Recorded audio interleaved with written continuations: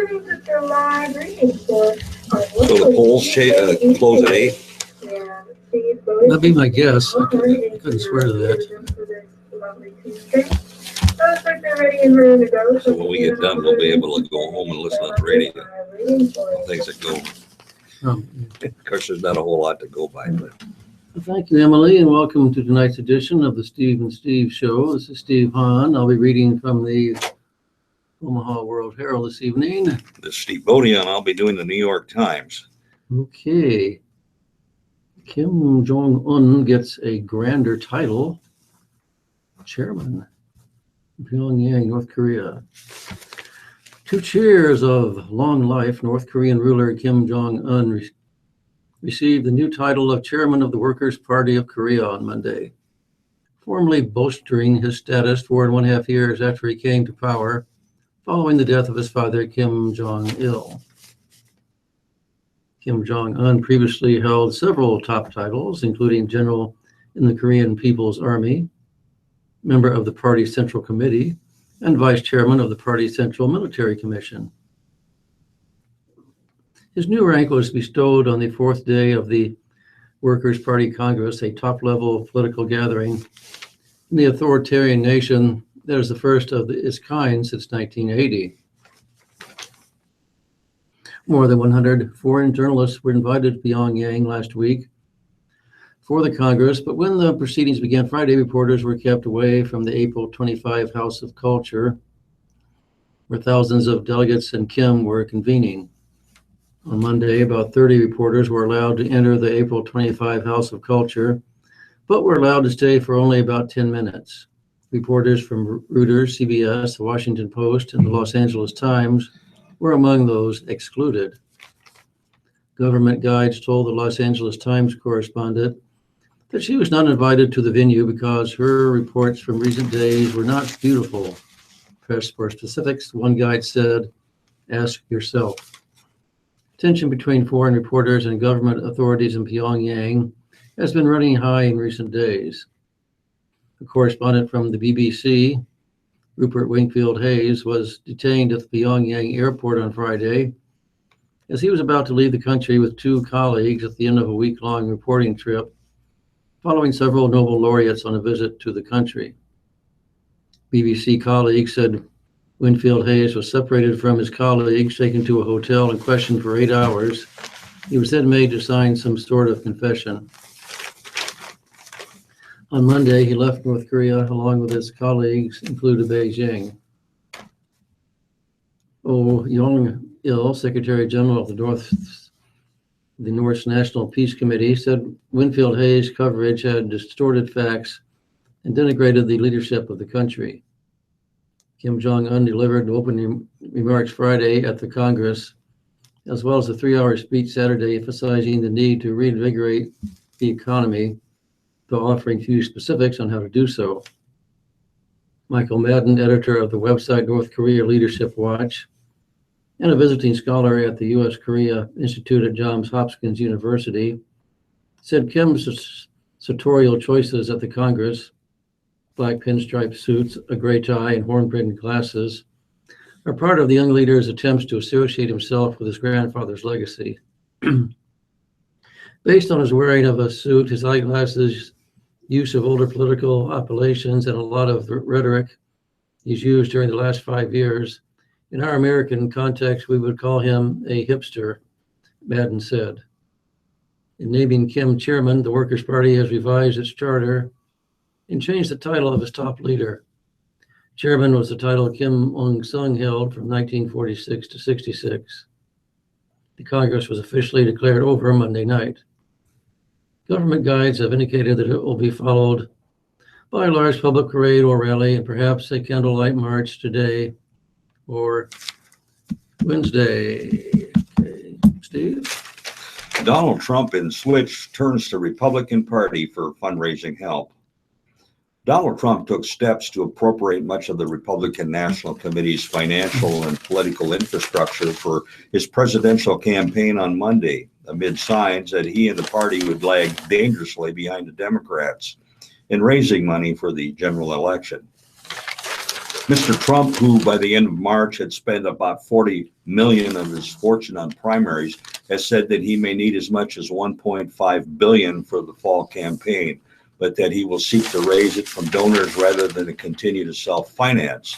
But Mr. Trump has no fundraising apparatus to resort to, no network of prolific bundlers to call upon, and little known experience with the type of marathon one-on-one serial salesmanship and solicitousness that raise so much money is likely to require, even if individuals can contribute up to the current limit of 334,000 at a time to the party, and he has to do it all in 6 months with a deeply divided party that is still absorbing the fact that Mr. Trump is the standard bearer.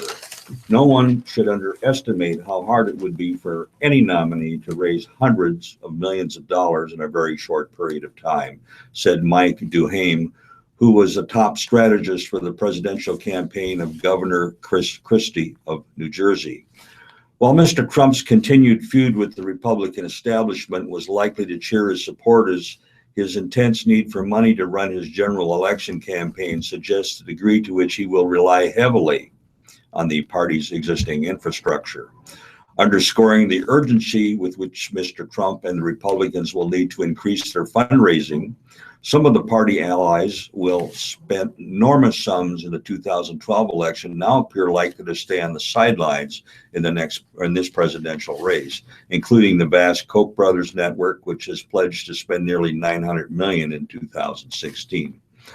Mark Holden, chairman of the Freedom Partners Chamber of Commerce, one of Koch's network's main umbrella groups, signaled that it would require a significant change in tactics by Mr. Trump, the presumptive Republican nominee, for his group to open the spigot.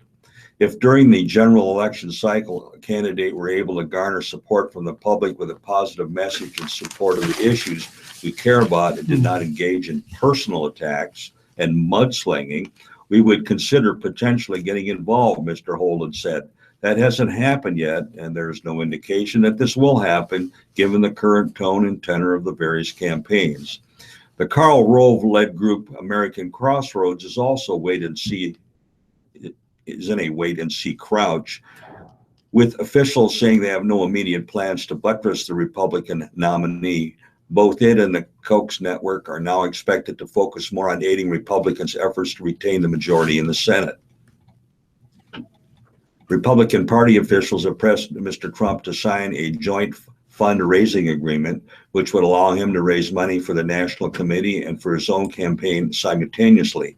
That, in turn, would give Mr. Trump a defensible answer for why, after months of railing against Wall Street executives and special interests, he recently turned to a former Goldman Sachs executive, Stephen Mnuchin, to corral large checks for his campaign. Both Mr. Trump's aides and party officials were caught by surprise by the abrupt end of the primary contest last week when Trump carried Indiana, prompting Senator Ted Cruz of Texas and Governor John Kasich of Ohio to withdraw from the race. But the two sides have hurried to wrap up a joint fundraising agreement, and one is close to being signed, according to the people close to the National Committee, who were not authorized to speak publicly. As soon as there's unity, it's going to be very easy to do, Mr. Trump said in an interview Monday, adding that he's still planning to write checks for the campaign. I think we'll raise $1 billion, he said. Under a joint fundraising agreement, Mr. Trump and the party would most likely be able to raise even more than the current individual limit, but such efforts are difficult and take time. While the limits were lower in 2012, Mitt Romney raised less than $500 million under such an agreement last year under using a donor network that had taken years to develop. In one sign of progress for Mr. Trump, Stanley Hubbard, a billionaire broadcasting executive who had donated money to efforts to thwart him, fell in line behind him. All my other candidates withdrew one by one, Mr. Hubbard said in an interview. He was the last man standing. But other donors remained staunchly opposed. Paul Singer, the billionaire financier, who had backed Senator Marco Rubio of Florida, made it clear at gala Monday night for the Manhattan Institute, a conservative think tank, that he could not support Mr. Trump and was dismayed by the likely choices in the general election. In 3.5-hour meetings on Monday at Republican headquarters in Washington, party officials detailed Mr. Trump's top aides, the range of fundraising operations, and the other political assets at his campaign's disposal. These include the party's trove of data on voters nationwide, the hundreds of organizers working across the country, and the dozens of employees in the party's communications shop. Mr. Trump chose not to assemble those kinds of extensive operations during the primary season, when he prided himself on winning contests on a shoestring and ran a skeletal operation compared with many of his rivals. So he may have to lean on the Republican National Committee in a way that few nominees have in recent years. In a lengthy meeting, Trump aides and party officials tried to forge a path forward in tandem, with Republican officials delivering the less than subtle message that Mr. Trump's aides were in a little position to try to take over the group, according to a person briefed in the discussions. We can both learn a lot from each other because we both have the same objective: to defeat Democrats in November, Corey Lewandowski, Mr. Trump's campaign manager, said after the meeting. Mr. Trump has few aides of his own to take control of the party, which had just $16 million in cash on hand at the end of March. And Speaker Paul Ryan's declaration last week that he was not ready to support Mr. Trump has given cover to some donors who, speaking privately, say they're already dreading the prospect of being involved. Mr. Trump is also set to meet with the Senate Majority Leader Mitch McConnell of Kentucky, who has given a lukewarm endorsement on Thursday. Mr. Ryan, meanwhile, was asking Mr. Trump's refusal to rule out removing him as a chairman of convention, and he responded with a bit of brinkmanship, offering to step aside if Mr. Trump wanted him to. There were other signs Monday that the party unity would prove to be a hard sell. A potential complication to Mr. Trump's convention plans surfaced, providing the first indication that Mr. Cruz would not simply hand his delegates over. Mr. Cruz's supporters emailed pro-Cruz convention delegates on Sunday to urge them to attend the convention and take control of the two key committees. Many Christian conservatives who supported Mr. Cruz and other candidates harbored deep suspicions about the beliefs of Mr. Trump, a former Democrat who not long ago supported abortion rights, and how compatible they are with long-held conservative stances on social issues espoused in the official Republican Party platform. At the same time, Mr. Trump appeared to lose one potential vice presidential prospect when Mr. Rubio, the former rival whom he called Little Marco, said he had no interest in joining the ticket. Mr. Rubio said his reservations about Mr. Trump's campaign and concerns with many of his policies remain unchanged. Alrighty. Thank you, Steve. South Dakota tribe wants kids' remains back. Rosebud Sioux negotiate for the return of children forced to attend a Pennsylvania boarding school a century ago.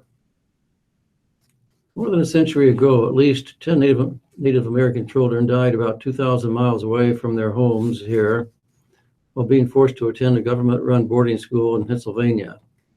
Now their remains could be repatriated under an effort taken up by a South Dakota tribe. The exhumation and return of the bodies of the children, who are students of the Carlisle Indian Industrial School, were stripped of their culture and left vulnerable to abuse, won't be an easy undertaking. But leaders of the Rosebud Sioux tribe hope that a meeting with representatives from the Army and other tribes, scheduled for today, will begin the negotiation process. They aim to bring back the remains of the 10 children and eventually dozens more who died while attending the school as part of an assimilation policy, which was intended to rid the children of Native American traditions in favor of European culture. We are hoping that the United States government will say, yes, let's bring your relatives home, said Russell Eaglebear, the historic preservation officer for the Rosebud Sioux tribe. Back then, the military had total control over us, and they took these kids. And especially during those first 5 years of starting at school, our youth died, he said. Back then, our people were basically under almost a hostage situation, so our people couldn't go all the way out to Pennsylvania to retrieve loved ones. The boarding school, founded by Army officer Richard Henry Pratt, operated between 1879 and 1918. Upon arrival, more than 10,000 Native American children were required to have their braids cut off and dress in military-style uniforms. They were punished for speaking their native language and had to go by a European name, all part of an effort to grind out their heritage. The students lived under harsh conditions, which included physical abuse, and were used to farm labor during the summer. They also were less susceptible to diseases such as tuberculosis, which led to an early death for many. Nearly 200 students were buried at the school, now part of the U.S. Army War College. The Army said Monday that today's meeting will begin a formal government-to-government consultation, which will help all parties better understand the legal requirements to disinter a person buried in any Army cemetery. Patrick Hallinan, the head of Army cemeteries, said he was open to repatriating the children's remains if the talks prove fruitful and all regulations are met. That stance marks a reversal for the Army, which last winter denied the Rosebud Sioux request. Leaders from the Standing Rock Sioux and Northern Arapaho tribes are among those expected to attend today's gathering. Just how much power do your electronics use when they're off? Once upon a time, there was a difference between on and off. Now it's more complicated. Roughly 50 devices and appliances in the typical American household are always drawing power, even when they appear to be off, estimates Alan Meyer, a senior scientist at the Department of Energy's Berkeley lab. It adds up. About a quarter of all residential energy consumption is used on devices in idle power mode, according to the study of Northern California by Natural Resources Defense Council. That means that the devices that are off or in standby or sleep mode can use up to the equivalent of 50 large power plants worth of electricity and cost more than $19 billion in electric bills every year. And there's an environmental cost. Overall, electricity production represents about 37% of all carbon dioxide emissions in the United States, one of the main contributors to climate change. In the name of scientific inquiry, I tested about 30 appliances from friends' houses as well as my own by plugging devices into a kilowatt power meter, which can track how much power in watts is being drawn at any given moment. My cable box drew 28 watts when it was on, and the recording a show, and 26 watts when it was off and not recording anything. Even if I never watched TV, I would still consume about 227 kilowatt hours annually. To put it in context, that's more than the average person uses an entire year in some developing countries, including Kenya, according to World Bank estimates. Always leaving a laptop computer plugged in, even when it's fully charged, can use a similar quantity. 4.5 kilowatt hours of electricity in a week, or about 235 kilowatt hours a year. Your mileage may vary depending on the model and the battery. My computer is a few years old, and a few readers have written to say that their MacBooks use far less power.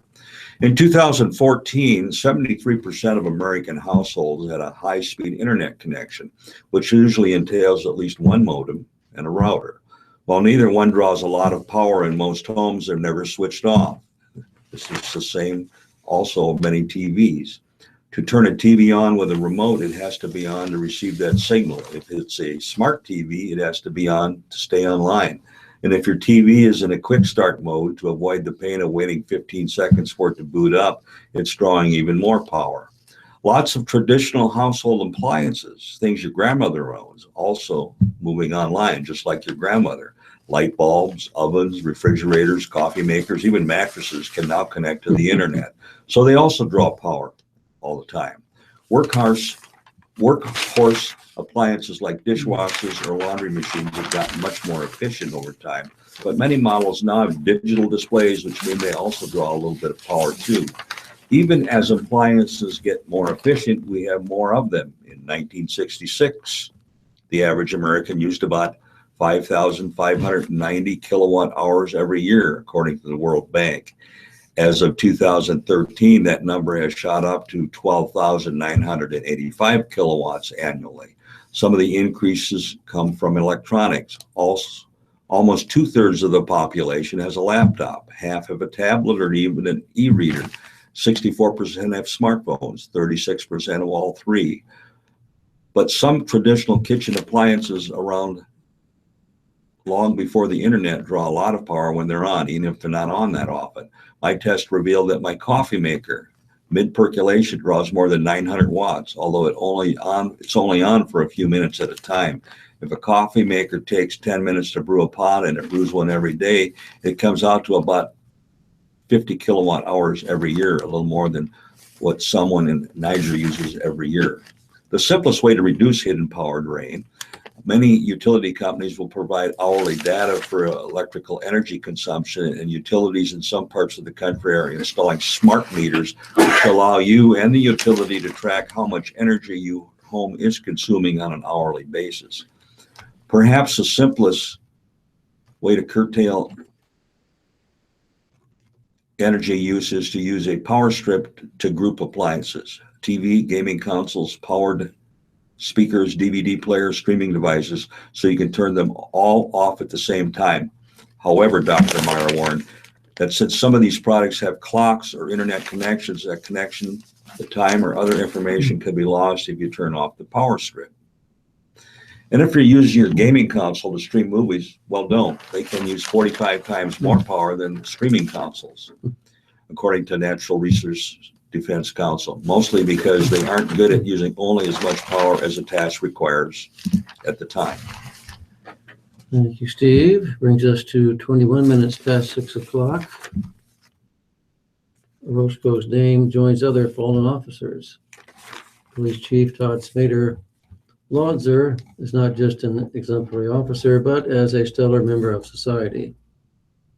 Omaha Police Officer Carrie Orozco was honored Monday as a person who gave her last full measure of devotion, her life, when she was killed in the line of duty on May 20, 2015, as she and other officers tried to arrest a shooting suspect. Orozco's name was unveiled on the Nebraska Law Enforcement Memorial during the 2016 ceremony Monday. The names of 4 other officers were also unveiled after research revealed that they also had died in the line of duty. In addition to remembrances by Governor Pete Ricketts and Nebraska Attorney General Doug Peterson, Omaha Police Chief Todd Smader described Orozco not only as an exemplary officer, but as a person who set an example of how to be a good member of society and a good person. Jessica Smek, the granddaughter of fallen Lincoln police officer Frank Sukup, described Orozco as an angel on earth. Ricketts quoted the Gospel of John in lauding Orozco: "Greater love hath no man than this, that a man lay down his life for his friends," he said. We know this is something that each and every one of you that put on the badge are prepared to do to protect us, the people of Nebraska. On behalf of the people of Nebraska, we're grateful. Peterson noted that it sometimes takes a tragedy to make people fully appreciate the job done by law enforcement officers. Smader said that most of all, he wanted to thank the family members of fallen officers who were at Monday's ceremony. It was about a year ago today when Officer Carrie Orozco died in the line of duty, he said. Obviously, that was by far my toughest day as a chief, toughest day for the Omaha Police Department. I'm proud to be here to honor Carrie, though, for what she did. She was an exemplary officer who was shot and killed, protecting society, attempting to arrest somebody that was a menace to our society, that was intent on hurting others, had hurt others in the past, and who would continue to hurt others if he had not been apprehended.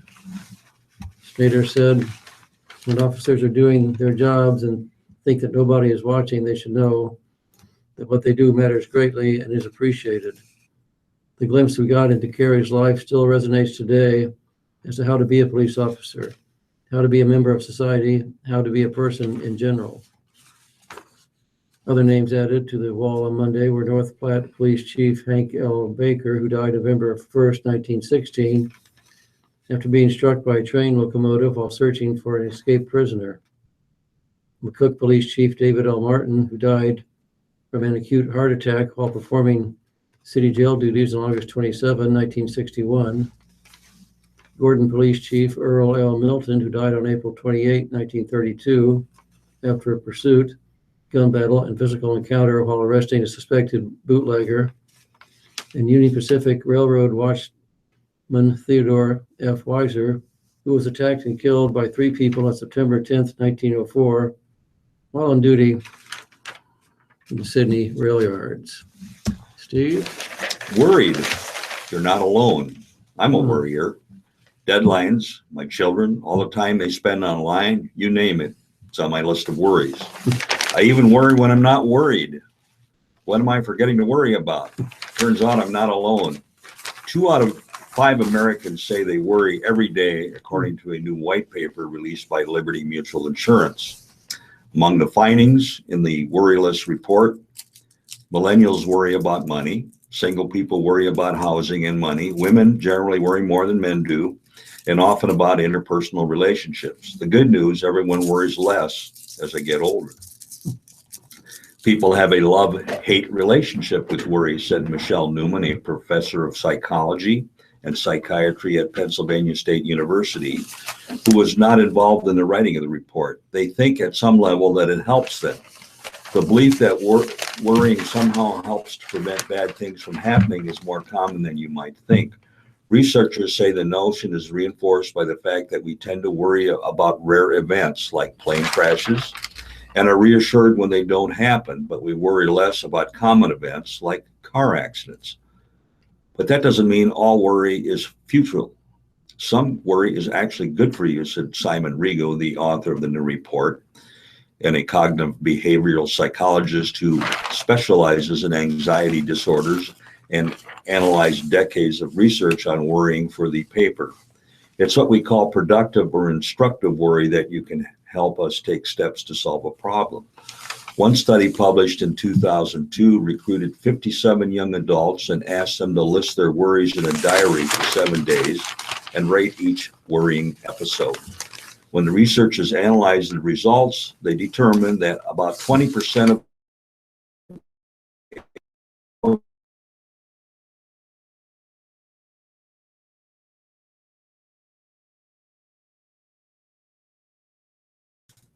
people who worried a lot and couldn't control their worrying were less likely to find a solution to their problem. The researchers, Marianne Zabel, now at the University of Sydney, and Peter Lovabond of the University of New South Wales in Australia, concluded that failing to come up with solutions may actually lead to more pathological worrying. In 2007, the same researchers tried to correlate aspects of worrying with special components of problem solving, like defining the problem, gathering information, generating solutions, evaluating, and choosing a solution. Once again, they concluded about half the cognitive content of the worry episodes included attempts to solve a problem. Once people devised a solution, they quit worrying 1/3 of the time. But people found it hard to stop worrying if they weren't satisfied with the solution they came up with. People get caught up in the worry itself, Dr. Newman said. It becomes so habitual. I call it a process of looking for content. The kind of worrying can get out of hand. Excessive worriers have multiple domains that they worry about. If something triggers a worry in one domain, it can seep into other areas, Dr. Rigo said. And things can move back and forth like wildfires. Once one gets going, it can start other fires as well. Worrying, a cognitive process, should not be confused with anxiety, which generally refers to an emotional state of unease that also includes worrying. While 38% of people worry every day, most of them do not have anxiety. Generalized anxiety disorder, the primary features of which is excessive and uncontrollable worrying, affects only 2 to 5% of the population. Liberty Mutual Insurance officials commissioned the report to better understand how Americans can break the worry cycle, since the insurance business is designed around helping people live with less worry, said Margaret Dillon, the company's executive vice president and chief customer officer for the United States, adding that it would also help them develop the most appropriate products. The report noted, for example, that the top worries for people ages 22 to 44 are about finances and housing, she said. If you're worried about your worrying, the report suggests some coping strategies, including divide and conquer. Try to come up with a solution to a worrisome problem by breaking it down into 4 parts: defining the problem, clarifying your goals, generating solutions, and experimenting with solutions. Grab a pen and paper and brainstorm, the report suggests. Studies have shown this approach can help ease depression and anxiety.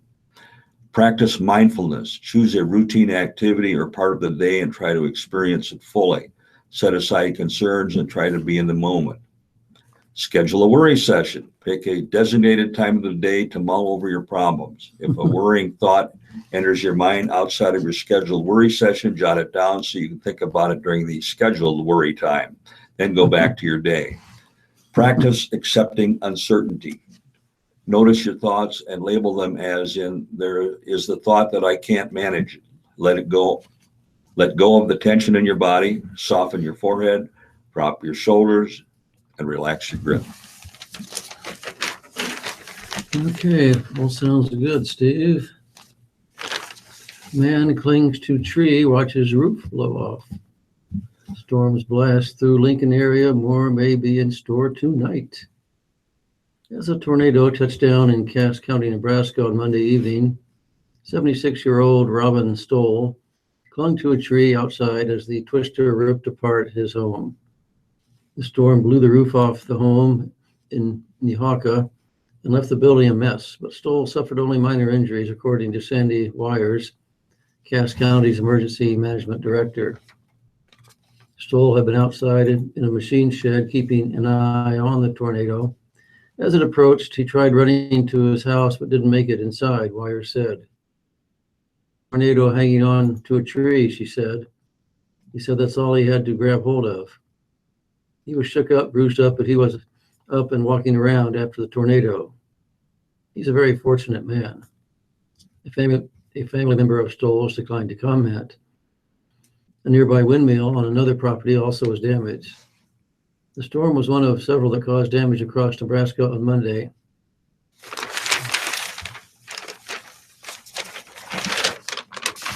Lincoln was deluged by rain and by hail that broke car windows and field yards. Ken Dewey, a climatologist at the University of Nebraska-Lincoln, lives in the southeast Lincoln neighborhood where a powerful storm dropped a brief tornado.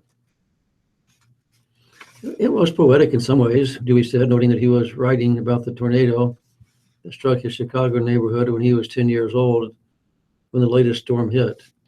As I sit here writing a memoir of my life, I look out the door and there is another one. More storms and rains are possible this evening and Wednesday, but for most of the day, the region should get a break with skies forecast to be mostly sunny. Dewey said he wasn't surprised that storms hit Monday. The potential had been forecast, but the cell that hit Lincoln was unusual for 2 reasons. First, it developed on top of the city, providing no warning. We went from puppy dog clouds to a tornado in about 30 minutes, he said. Second, the storm stalled, hammering the eastern side of the city for about an hour. Typically, storms travel at about 20 to 35 miles per hour at this time of year, Dewey said. This one was doing only 5 to 10 miles per hour. That's why yards filled with hail several inches deep and rain flooded basements and pooled in streets. Radar indicated that some areas of eastern Lancaster, Otoe, and Cass counties received up to 8 inches of rain, according to the National Weather Service.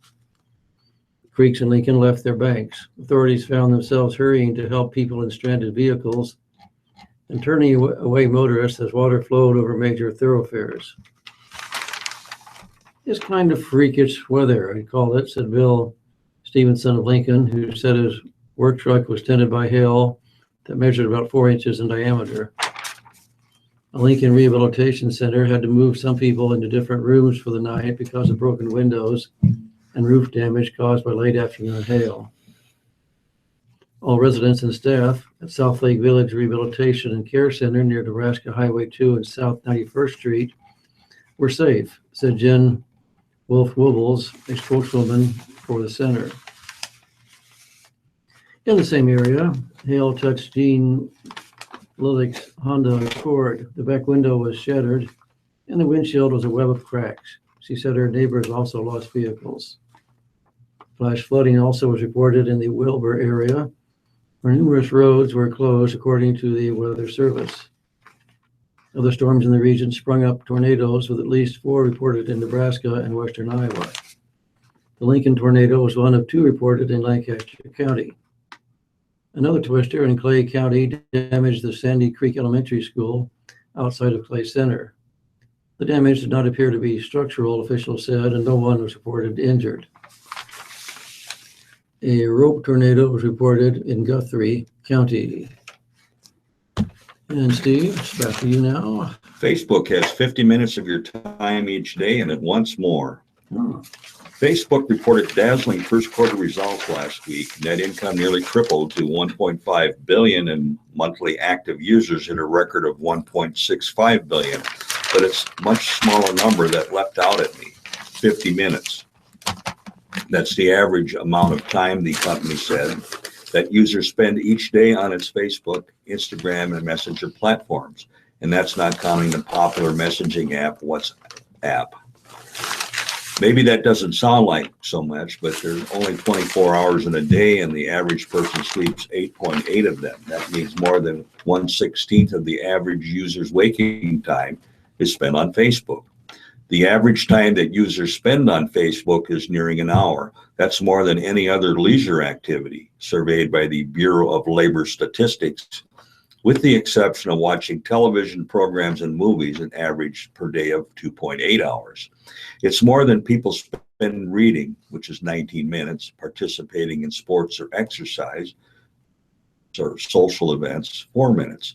It's almost as much time as people spend eating and drinking, 1.07 hours. When you really think about it, 50 minutes is a tremendous amount of time. It's huge, said Ken Sina, managing director and analyst at Evercore, who covers consumer internet companies. Usually when a platform expands its user base, the average time spent goes down because a lot of new people aren't that active. But the average time people spend on Facebook has gone up from around 40 minutes in 2014, even as a number of monthly active users has surged. And that's just the average. Some users must be spending many hours a day on the site, prone to the unofficial syndrome known as internet addiction disorder. Job of finding ways to keep people on the site, Mr. Sina said. Facebook's chief executive, Mark Zuckerberg, disclosed the 50 minutes metric almost as an aside during the company's earnings call last month. But it could well have been the opening slide in his presentation, because time has become the holy grail of digital media. Time is the best measurement of engagement, correlates with advertising effectiveness. Time also increases the supply of impressions that Facebook can sell, which brings in more revenue. 52% increase last quarter to 5.4 billion. And time enables Facebook to learn more about its users, their habits and interests, and thus better target its ads. The result is a powerful network effect that competitors will be hard pressed to match. Ranked by average time spent on the platform, Facebook has few rivals, according to the latest data from ComScore. The only one that comes close is Alphabet's YouTube, spending minutes a day on the site. That's less than half the 35 minutes a day users spend on Facebook based on ComScore's data, which, unlike Facebook's 50 minutes, is derived only from users in the United States. Users spend an average of 9 minutes on all Yahoo sites, 2 minutes on LinkedIn, and just 1 minute on Twitter, according to ComScore. No wonder Twitter is struggling to attract ad spending. People spending the most time on Facebook also tend to fall into the prized 18 to 34 demographic sought by advertisers. Generally speaking, higher usage on Facebook skews to younger users and towards millennials specifically, said Andrew Lipson, Vice President for Marketing and Insights at ComScore. You hear a narrative that young people are fleeing Facebook. The data shows it's just not true. Younger users have a wider appetite for social media, and they spend a lot of time on multiple networks, but they spend more time on Facebook by a wide margin. The surging popularity of Facebook and other social media naturally brings up some questions. What aren't Facebook users doing during the 50 minutes they spend there?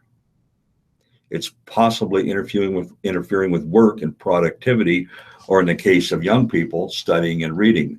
The data is hard to come by. For one thing, people don't want to admit in surveys that they're using social media when they're supposed to be doing something else. While the Bureau of Labor Statistics surveys nearly every conceivable time-occupying activity, even fencing and spelunking, it doesn't specifically tally the time spent on social media, both because the activity may have multiple purposes, both work and leisure, and because people often do it at the same time they are ostensibly engaged in other activities, according to a Bureau spokesman. The closest category would be computer use for leisure, which has grown from 8 minutes in 2006, when the Bureau began collecting data, to 14 minutes in 2014, the most recent survey. Or perhaps it would be socializing and communicating with others, which slipped from 40 minutes to 38 minutes. But time spent on most leisure activities hasn't changed much in those 8 years of Bureau surveys. Time spent reading dropped from an average of 22 minutes to 19 minutes. Watching television and movies increased from 2.57 hours to 2.8. Average time spent working declined from 3.4 hours to 3.25. These hours seem low because much of the population, which includes both young people and elderly, does not work. The Bureau's numbers, since they cover the entire population, may be too broad to capture important shifts among important demographic groups. ComScore reported that television viewing, both live and recorded, dropped 2% last year, and it has said younger viewers in particular are abandoning traditional live television. Peoples 18 through 34 spent 47% of their viewing time on television screens and 40% on mobile devices. Among those 55 and older, 70% of their viewing time was on television, according to ComScore. So among young people, much of the social media time may be coming at the expense of traditional television.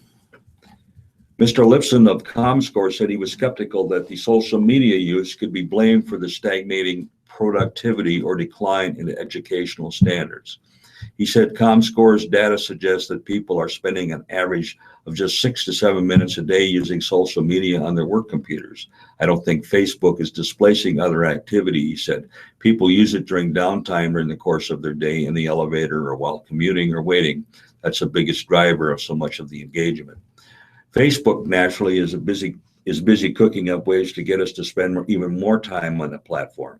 A crucial initiative is improving its news feed, tailoring it more precisely to the needs and interests of its users based on how long people spend reading particular posts. For people who demonstrate a preference for video, more video will appear near the top of their news feed. The more time people spend on Facebook, the more data they will generate about themselves, and better the company will get at task. As company spokesman Jesse Baker told me, the time people spend on our site is a good measure of whether we are delivering value to them. The better we do at providing what people most want to see, the more likely they are returning to the app and spend time. Obviously, there are limits to how much time Facebook users can spend, since there are only 24 hours in a day. But short of that, I don't feel there's any upper limit, said Cena, the analyst. Everyone wants to be the platform that's on all day, kind of like some people used to have their television all the time. Facebook is probably in the best position because people are already such active users. Alrighty, thank you for all that, Steve. Charred Town sees a bit of hope. Cooler weather and rain help crews make progress against the wildfire in the heart of Canada's oil sands region.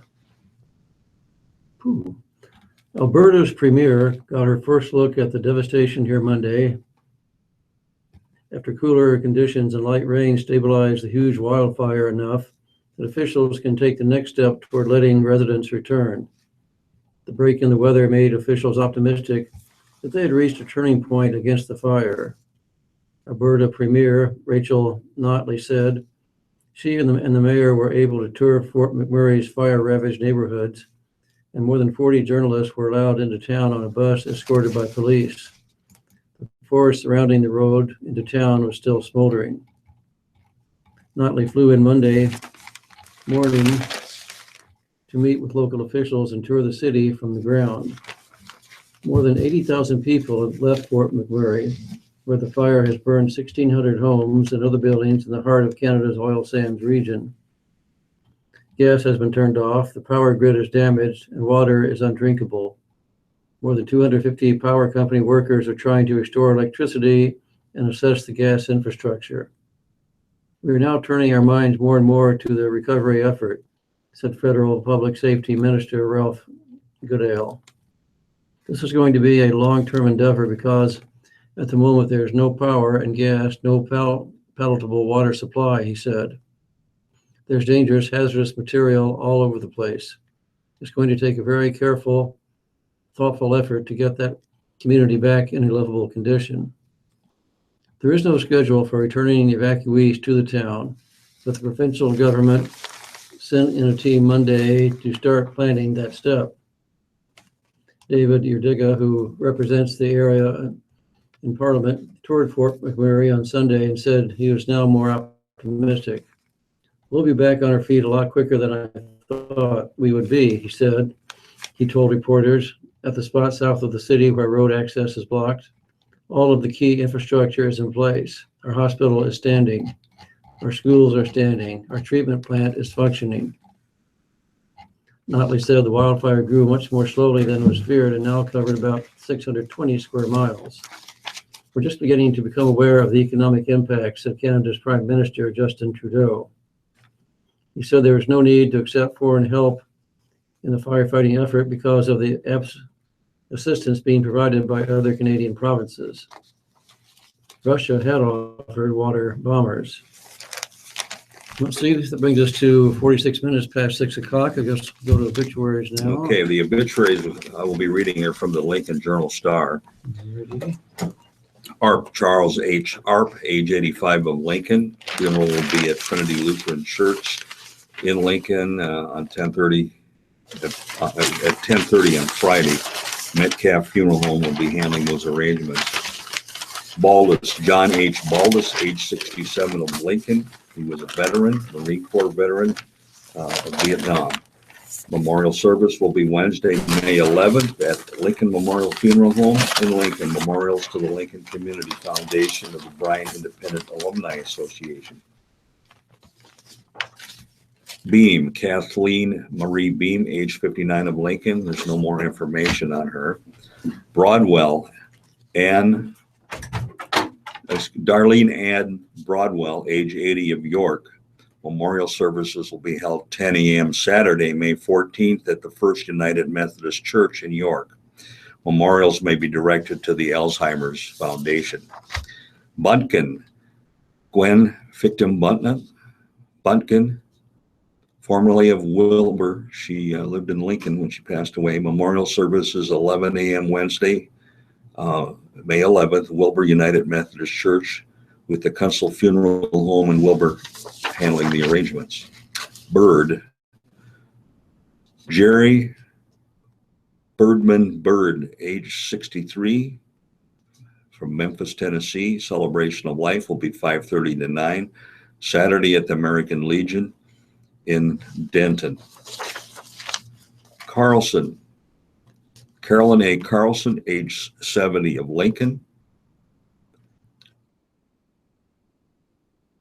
Of to be determined. Shirley, Jean Clauser Shirley of San Lorenzo, California, age 72. There's no more information on her. Lloyd, Dennis M. Lloyd of Lincoln, age 60. There's nothing else on him. Eckstein, Joan Eckstein, 83 of Linwood. Funeral services will be at 10:30 a.m. Wednesday, May 11th at Kotzel Funeral Chapel in Schuyler. Memorials in care of the family. Finke, Darrell Dean Finke, age 79 of Deschler. Memorial funeral service will be held at 2 p.m. at St. Peter Lutheran Church in Deschler. Interment will be with military honors by the Deschler American Legion Halfman Post 352. Kroll Funeral Home in Deschler will be handling the arrangements. Fuller, Janet Lee Fuller, age 79 of Lincoln. A memorial service will be held at 10 a.m. Wednesday, May 11th at Lincoln Berean Church. Memorials may be made to the family for a donation to Project Linus. Aspen Cremation and Burial Service will be handling that funeral. Goodrich, James E. Goodrich of Lincoln, age 96. He was a veteran of World War II and served with the Army Air Corps. Butheris, Mazer, and Love Funeral Home will be handling the arrangements. Griffin, Kathy L. Griffin, age 52 of Lincoln. There will be no services in lieu of flowers. Memorials to the St. Mark's Methodist Children's Ministry. Butheris, Mazer, and Love Funeral Home will be handling the arrangements. Hanson, Robert W. Hanson, age 86 of Denton. And Love Funeral Home will be handling the arrangements on that. Graveside services will be at 11 a.m. Thursday at the Wyuka Cemetery. Hill, Elton, Monroe Hill, Elton, age 79 of Havelock. Funeral services at 10:30 a.m. on Wednesday, May 11th at the Wyuka Funeral Home. Memorials to the family. Dean, Ramon Kuntz Dean, age 87 of Beatrice. He served in the U.S. Army and was a Korean War veteran. Services will be 11 a.m. Saturday, First Christian Church, Disciples of Christ. Military rites by the Virginia American Legion. Harwin Wright, Mortuary of Beatrice, will be handling that funeral. Leafty R. It's Kitty R. Leafty. The name almost looks like it's almost backwards, but I think it's R. Leafty Kitty of Milford, age 68. There's no more on him. Lockhart, Lester William Lockhart, formerly of Plattsmouth, age 88. There's nothing else on him. Schulte, Virginia Schulte, age 75 of Lincoln, formerly of Norfolk. Virginia requested her body will be cremated and a memorial service will be scheduled for a later date. Slamma, Carol Slamma, age 65 of Crete. Funeral services will be 10:30 Thursday at the First Evangelical Lutheran Church in Wilbur. Council Funeral Home in Crete will handle the arrangements. Wakely, Beverly Peterson Wakely, age 83 of Lincoln. Roper and Sons Chapel will handle the arrangements. Mass of Christian burial will be Thursday, May 12th at St. Joseph Catholic Church. Memorials to Beverly Peterson Wakely Scholarship Fund. Woostak Kalen. Rose Woostrak Kalen, age 97 of Lincoln. Service times are pending. Swoboda Funeral Home in Wahoo will handle the arrangements. Witzel, Charles Rick Witzel, age 70. Memorial services will be held at 11 a.m. Friday, May 13th at the Wyuka Chapel. In lieu of flowers, memorials to the family for charitable donation to be made in Rick's honor. And that concludes the obituaries from Lincoln. Thank you, Steve. Obituaries now. Omaha World Herald. Bartlett, Ronald R. Bartlett, age 63. Memorials requested to the Robert E. Bartlett Memorial Scholarship through the Methodist Hospital Foundation, Bethany Funeral Home on Harrison. Vasilovac, Jeffrey Paul Vasilovac, age 54. Memorials to be directed by the family, West Lawn Hillcrest Funeral Home on Center Street. Boter, Mark E. Boter, age 53 of Council Bluffs. The family will direct memorials. Hoy Koniski Funeral Home in Council Bluffs. Burling, Alfred H. Buzz Burling Jr., age 72. Keefe Hoffendorf Cutler on F Street. Cervini, Chris Sandevan Cerveni, age 71. Efi Hoffman on F Street. Draper, Floyd Everett Draper, age 87, of Council of Norwalk, California, formerly of Council Bluffs. No mention of services given. Gerhard, Anton J. Gerhard, age 83. In lieu of flowers, memorials are suggested to the Nebraska Humane Society. John A. Gentleman, 72nd Street Chapel. Godwin, Dr. Charles Marion Godwin, age 84, of Lincoln, formerly of Omaha. Memorials in his name can be made to the Good Shepherd Presbyterian Church Foundation of Lincoln, John Austin Chaley Foundation of Colorado. Aspirin Cremation of Lincoln is in charge of services. Goldap, Dolores M. Goldap, age 79, of Murray. Memorials to Wounded Warriors Family Support in Omaha. Efi Hoffman Dwart Cutler Bellevue Memorial Chapel. Hall, Thomas Tom Hall, age 74, of Omaha. Memorials are suggested in his name to the Cystic Fibrosis Foundation, Sienna Francis House, Yesu Housing, or St. Leo's Catholic Church.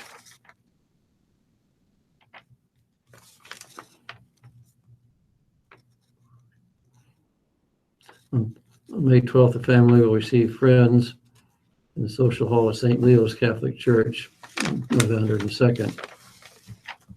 Harlow, Joan M. Harlow, age 79. Efi Hoffman on F Street. Holmes, Oliver Wendell Holmes, age 90, of Blair, Nebraska. Camel Almond Funeral Home in Blair, Nebraska. J. Hughes, age 75. Memorials to the Douglas County Health Center or Creighton Prep. John A. Gentleman, 72nd Street Chapel. Johnson, Robert A. Bob Johnson, age 75, of Council Bluffs. Cutler O'Neill Meyer Woodring, Bayless Park Chapel in Council Bluffs. Manto, Irene M. Salmon Manto, age 91. Efi Hoffman on F Street. McGinn, Ella Maxine McGinn, age 90. No fireworks donations may be made to your favorite local charity. West Lawn Hillcrest Funeral Home on Center Street. Mingler, Richard John Mingler Jr., age 58. Crosby Burkett Swanson Colonial Chapel on West Center. Montez, John A. Montez, age 84. Efi Hoffman on F Street. Nissen, Garland Marie Nissen, age 96, of Omaha. Roeder Mortuary, 108th Street Chapel. Nasrallah, Carl J. Nasrallah, age 91. Efi Hoffman on F Street. O'Brien, Diane M. Damari O'Brien, age 67. Crisco Larkin Statskovich Funeral Home on F Street. Paulson, Dennis L. Paulson Sr., age 69. John A. Gentleman, 72nd Street Chapel. Peterson, Lee D. Peterson, age 56, of Omaha. Brahman Mortuary, Southwest Chapel. Ross, Marilyn J. Ross, age 72. Efi Hoffman Dwart Cutler on F Street. Schaefer, Joan Margaret Wingert Schaefer, age 92, of Gretna. In lieu of flowers, memorials to St. Vincent de Paul or St. Columkill Church. Kaler Dolce Mortuary in Papillion. Shore, Pearl M. Wombacher Shore, age 98. Funeral services were today at Sacred Heart Church in Lawrence, Nebraska. Swigert, Joseph J. Swigert, age 94, of Bellevue. Ludwigson Mortuary in Fremont. Shelton, Joan May Shelton, age 82. Memorials requested to the family. Bethany Funeral Home on Harrison. Smith, Ron L. Smith, age 54, of Omaha. Memorials may be made to the family to be designated for brain cancer research. Brahman Mortuary, Southwest Chapel. Stevens, age 69, of rural Missouri Valley, Iowa. The family will direct memorials towards pancreatic cancer research. Hoy Koniski Funeral Home in Council Bluffs. Wilbur, Gary C. Wilbur, age 77. Memorials to Methodist Hospital Foundation. Memorial service May 12th at Evergreen Memorial Park in Omaha. Wolf, Irene B. Wolf, West Lawn Hillcrest Funeral Home on Center Street. Youngman, Linda Youngman, age 68, Effie Hoffman on F Street. Zydek, Frederick John Zydek, age 77, of Papillion. Brahman Mortuary, 72nd Street Chapel. And that wraps up that.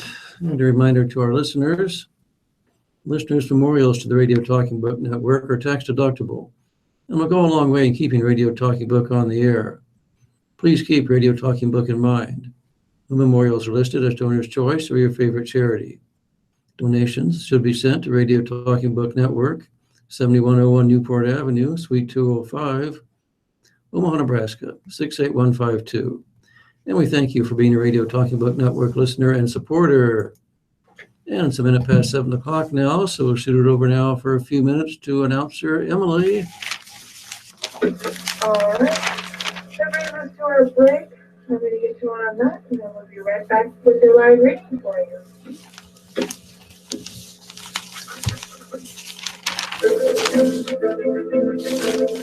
Profile America, Tuesday, May 10th.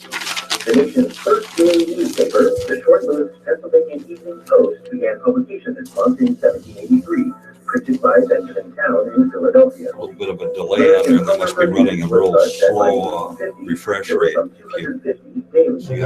The number of newspapers peaked about 100 years ago when Not going to make a very good recording. across the nation with a circulation of over 24 million. Today, the number of daily newspapers in the U.S. has dropped to around 1,300. Oh, well, it's kind of a shoestring operation, I guess. Well, look, I mean, I watched one the other day. It was okay with this one here jerking around, so the refresh rate is too slow. In the U.S. today, there are nearly 7,500 The fly in the ointment. or other newspaper issues, and they employ nearly 220,000 people. You can find more facts about America from the U.S. Census Bureau online at census.gov. Living a full life with vision loss. Advice from Vision Aware. Here are ways to keep enjoying some favorite activities. If you're a card player, try large print or braille cards. If you like dice games, use tactile dice with raised dots. And for crafts like knitting, a bright task light and a magnifier can help you keep those needles clicking.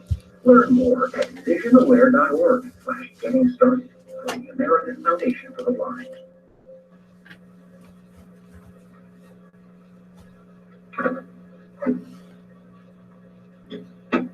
All right. Well, that brings us to the end of your break for you. I want you to remember that this is your Radio Talking Book Network, your print information network, serving Nebraska and its neighboring states. The Radio Talking Book Network is brought to you in cooperation from KIOS-FM in Omaha and statewide through the NEC Radio Network. Well, since that's the end of your break, that means it's time to go back to your live reading for you. So I'm going to hand it on over back to the gentleman in the studio, and they're going to get started on your live reading for you. I'm going to continue with the opinion pages from the New York Times. Guess who's taking remedial classes? Affluent communities often assume that their well-appointed schools are excellent and that the education malpractice affects only the children of the poor. Former Education Secretary Arne Duncan, who stepped down in December, was widely criticized when he debunked this myth 3 years ago and went on to suggest that well-to-do parents who rebelled against the rigorous Common Core learning standards were part of the problem. The idea that schools in privileged communities are failing to prepare significant numbers of students is borne out in a striking new study, showing that nearly half of the students who begin their college careers taking remedial courses come from middle and upper income families. Not only do remedial courses add more than $1 billion each year to students' bills for tuitions, but students who start out in these classes take longer to graduate and are more likely to drop out. The study by Education Reform Now, a nonprofit think tank, analyzes cost and course data collected by the Education Department for students who entered college in 2011. More than 500,000 poorly prepared students, or about 1 in 4, were required to take remedial courses in math, English, or writing. 45% of them came from middle, upper middle, and high-income families. 57% of the students needing remedial classes attended public community colleges. The rest went to other schools, including private four-year nonprofit colleges and universities. The costs to families are considerable. For example, a remedial student at a private nonprofit four-year school spent an average of $12,000 extra to study content that should have been learned in high school. The total cost for all students and their families for remediation was nearly $1.5 billion for the 2011-12 school year. The cost can be measured not just in dollars, but also in unmet goals. Among full-time students seeking a bachelor's degree, those who take remedial courses are 74% more likely to drop out of college than non-remedial students. The study challenges commonly held preconceptions about who needs extra help in college. At private nonprofit four-year schools, for example, students whose families were in the top 20% of the income nationally actually took more remedial courses than students in the bottom 20% at the same colleges. The study does not indicate the specific places where these higher income students grew up, but the income data suggests that many came from suburban communities whose schools did not prepare them for college-level work. Part of the problem is that high schools offer a rigorous curriculum for relatively a few students and often use a grading system that masks underperformance. Wealthier districts have been strongholds of the movement against standardized testing and Common Core learning standards, which have been adopted by more than 40 states, and set ambitious goals for what students would learn as they move through school. As the study notes, many elected officials, parents, and teachers have become complacent about the quality of their schools. This complacency is making it harder for the country to build the kind of education system it needs, one that provides high-level instruction for all children. Okay, thank you, Steve. I'll do some items from the public pulse here on the World Herald. Tourism Board must clean house. From Mary Kruger of Auburn, Nebraska. Every member on the Nebraska Tourism Commission should be replaced, along with State Tourism Director Kathy McKillop. Tourism Office draws fire for spending, lack of oversight, May 1 World Herald. Unfortunately, too many appointed commissioners go to meetings but don't do their homework before it comes time to vote. That's how we get situations like the one happening with the Tourism Commission. We'd probably be aware of many more if we had more alert auditors. Next is outrageous fee for MUD meters. Jane Wagner of Omaha. I am very disappointed by the Metropolitan Utilities District's decision to charge customers $25 a month for opting out of the meters that can be read remotely. New charges include fee for rejecting remote meter Herald. The last thing I want to do is increase the amount of electromagnetic waves in my home, and MUD is minimizing this threat to our health.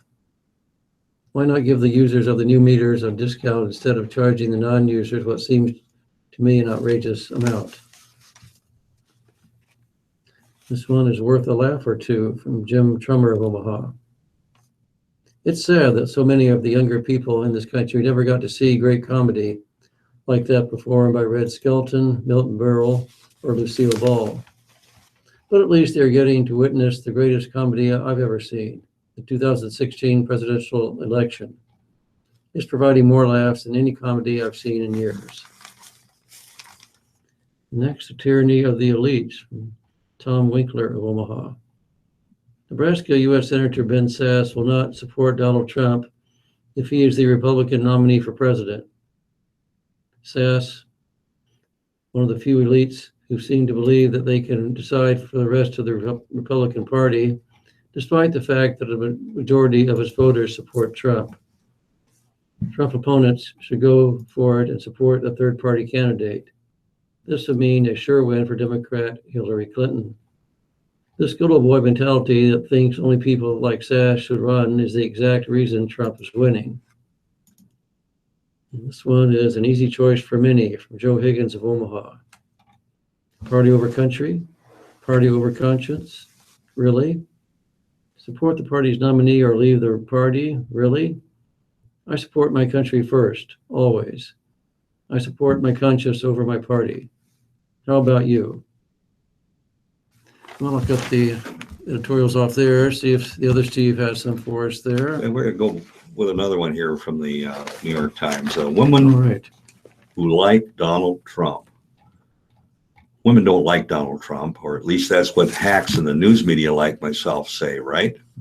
But don't take it from me, take it from female voters themselves. A CNN ORC poll conducted in March found that 73% of women from both parties say they don't like him, an increase from 59% in December. Among Republican women, this number is much lower, but still significant. 39% they said they had a negative view of him. It's the same story. According to Gallup, women's distaste for Mr. Trump has crept up from 58% last July to 70% in April. And a Washington Post ABC News poll from April showed that 3/4 of the female respondents had a somewhat or strongly unfavorable view of Mr. Trump. From implying that Carly Fiorina was too ugly to vote for, to retweeting an unflattering photo of Heidi Cruz, there's plenty in the Trump campaign so far to cause women to say no thanks. Then there's the other 25%. In conversations, many women who support Mr. Trump express similar defenses of the preferred candidate. He's not sexist. He's just not politically correct. He's not a career politician, so he doesn't stick his finger in the wind before he says something. He believes in treating women as tough as he treats men. The news media has distorted his message with cherry-picking sound bites. If he were sexist, would he have promoted so many female executives, including his daughter, within his own company? Perhaps in response to the claims of misogyny that have been leveled against him, the Trump campaign has deployed a legion of women to serve as his surrogates on cable television. Scotty Nell Hughes, a Tea Party activist and conservative blogger from Nashville, is one of the most visible. She seems to be relishing this moment in American politics. Her cell phone's ringback tone is the theme song from the House of Cards. She pointed to the Miss Universe pageant as evidence of Mr. Trump's equal treatment of women. It wasn't just because he wanted to see women in bathing suits, she said it was because he actually wanted to give them opportunities. Aside from his female surrogates, the most visible group of women who support Donald Trump are using social media to spread the good news about him, especially on YouTube and Twitter. Lynette Hardaway and Rochelle Richardson, two sisters who live in North Carolina, have gained a degree of internet fame with their pro-Trump YouTube videos. The sisters, who go by their childhood nicknames of Diamond and Silk, say they switched their party registration from Democrat to Republican last year to vote for Mr. Trump in the March primary. They recently started a website called Women United for Trump, which aims to bring many women of different ethnicities and demographics together to support Republican frontrunner. He treats everybody equally. If women want equal rights, well, you're on the equal playing field. Ms. Hardaway told me, I do not believe that he's sexist. He's not racist. All those provocative words that the media have been trying to use on him for the past 9 months, I believe they're all lies. Sandy Stats, 56, manages the West Virginia for Donald Trump Facebook group. Her state votes in a primary on Tuesday. and is running to be a delegate at the Republican National Convention in July. I'm a woman and I'm 100% Trump. Always have been. I love that he's not a usual politician. She added, he employs more women than men in his business, and minorities adore him. The only exception is those who break our laws and come to our country illegally. On Twitter, a group of male and female Trump supporters known as the Trump Train emit a steady stream of pro-Trump tweets every day, often accompanied by the hashtag MAGA, Make America Great Again, and sometimes a train emoji. Linda Suler, a retired molecular biologist who lives in Scottsdale, Arizona, is one of Mr. Trump's female internet superfans. She has 4 grandchildren and more than 219,000 Twitter followers. She said she started her path of becoming a conservative Twitter activist after President Obama was reelected in 2012. Like many of the female Trump supporters I spoke to, Ms. Suler supported Senator Ted Cruz before switching allegiances. She says she has formed real-life relationships with a fellow female Trump supporter she met online. Who has more than 85,000 Twitter followers, is one of the women Ms. Suler has gotten to know through the shared support of Mr. Trump. My belief has been that women's rights is about treating men and women equally, Ms. Mack said. Trump swings at men and women equally hard, but somehow if a woman is a Trump target, he's a misogynist. She added, I believe in judging actions, not words. The ratio of men to women executives in the Trump organization should put Trump anti-women notion at rest. According to Mr. Trump's lawyer, Michael Cohen, Trump-owned business employee 57% men and 43% women overall. Mr. Cohen has maintained that the Trump organization employs more women than men in executive positions, and they are compensated equal and in many cases higher pay rates than the men. He has declined to provide evidence for these claims to the news outlets. Among the women who have worked for Trump organizations, most have positive things to say about their boss, while admitting some of his personal faults. Louise Sunshine, who worked for Mr. Trump's real estate business, said he kept a fat picture of her in the drawer as a reminder that I wasn't perfect, but said she appreciated Mr. Trump's tough management style. He gave me the ropes and I could either hang myself or prove myself, she told the Washington Post. More recently, a Trump organization employee named Lynn Patton posted a video to YouTube defending Mr. Trump and his family. It's one of the most generous, compassionate, and philanthropic families I've ever had the privilege of knowing. The video has more than 2.6 million views. As a Black female executive at the Trump organization, I can no longer remain silent about the repeated and reprehensible attempts to align my boss and his family with the racist, hate-mongering groups, campaigns, and messaging, Ms. Patton says in the video. Mr. Trump has been criticized for telling a female contestant on his reality TV show, The Apprentice, must be a pretty picture you dropping to your knees. But the show's most famous female contestant, Omarosa Manigault, is one of Mr. Trump's biggest defenders. Ms. Manigault worked in the White House under Bill Clinton before his stint on The Apprentice. She now chairman of the National Diversity Coalition for Trump. There are some sensitivity issues that could be taken into account, she told me. Mr. Trump's statements about women are just evidence of his radical egalitarianism. He's not going to say, oh, she's a woman, let me not hit her so hard, let me put on kid gloves, she said. He believes that either opponent, either detractor should be dealt with equally. Mr. Trump has won the grudging support of female Republican office holders. Senators Kelly Ayotte of New Hampshire and Susan Collins of Maine and Governor Nikki Haley of South Carolina have all reluctantly said they would support Trump, although Ms. Ayotte's office added she was not endorsing him. We have yet to see how many of never Trump Republicans will become eventually Trump in November when faced with the choice of voting for him or Hillary Clinton. But Liz Mayer, a Republican consultant who works for the anti-Trump super PAC, Make America Awesome, said the reason women don't like Trump has more to do with his personality than his policies. He doesn't like to change any time. The most high-profile example that I can think that I think we all have a sort of overgrown frat boy who extremely egotistical and narcissistic and thinks he's all of that, Ms. Mayer said. Some of his fans might like that, though. The Trump supporter, Ms. Hughes, put on a softer spin on it. He's kind of seemed like the bullied to the bully, she said. Okay, very good. A couple more here from the Public Pulse and the Herald. When a vehicle becomes a weapon, Candace Lang of Sydney, Iowa. My niece, Patricia McDonald, and her husband, Danny, were involved in a motorcycle collision last month that took his life and horribly mangled Patty. The other driver was a man who authorities say allegedly got behind the wheel of a pickup truck under the influence of alcohol and drugs and ran a stop sign, ramming into their bike. When someone in that condition makes the decision to drive like that, they're no longer in a vehicle. When two people out enjoying a motorcycle ride on a nice day have no defense against a weapon that weighs tons. The life of a husband, father, and grandfather was snuffed out in an instant. I visited my niece at the hospital. I have never known a braver woman. She will come back stronger, better, and more loved than ever before, and she will ride again. I pray for her speedy recovery and that justice for Danny will be done. And finally, we have Fighting for Women's Health.